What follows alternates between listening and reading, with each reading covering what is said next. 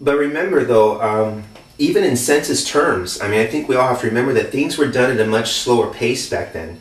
According to two sources in particular that I've come across about the census, and this was just online. You know, I looked up Wikipedia. I actually had the census stated to that there was a census taken at about 8 BC.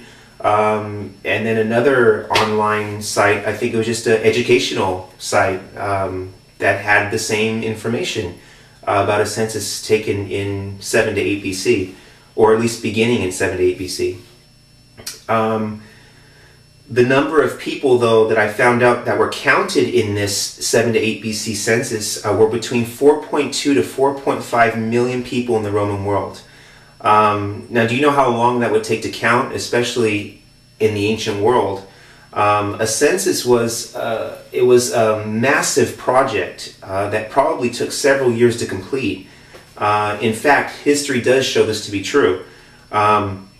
I'll give you an example. A census for the purpose of taxation was begun in Gaul between 10 to 9 BC. That took a period of 40 years to complete. It's quite likely that the decree to begin the census in about 8 to 7 BC may not have actually begun in Palestine until sometime later. Problems with organization and or preparation, you know, may have delayed the actual census until 5 BC or even later.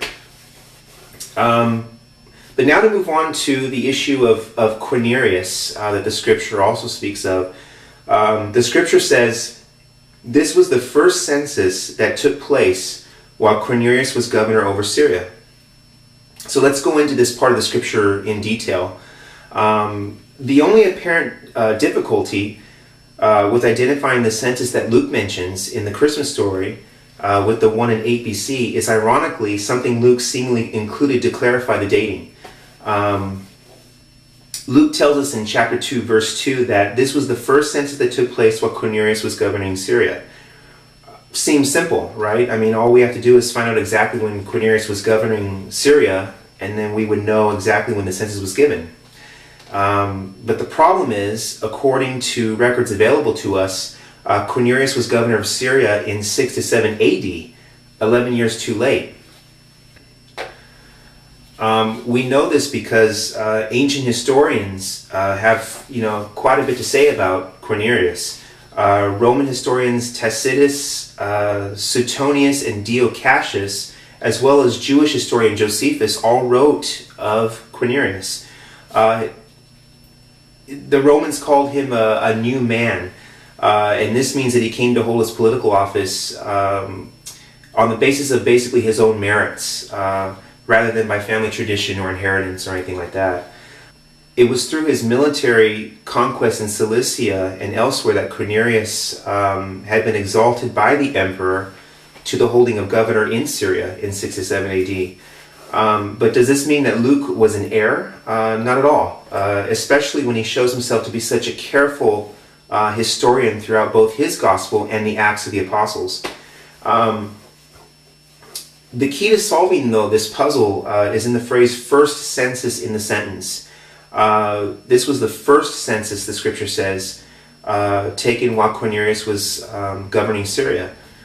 Now, what does Luke mean by first census? One theory offered is that the Greek word for first, prot, is sometimes translated prior to or before.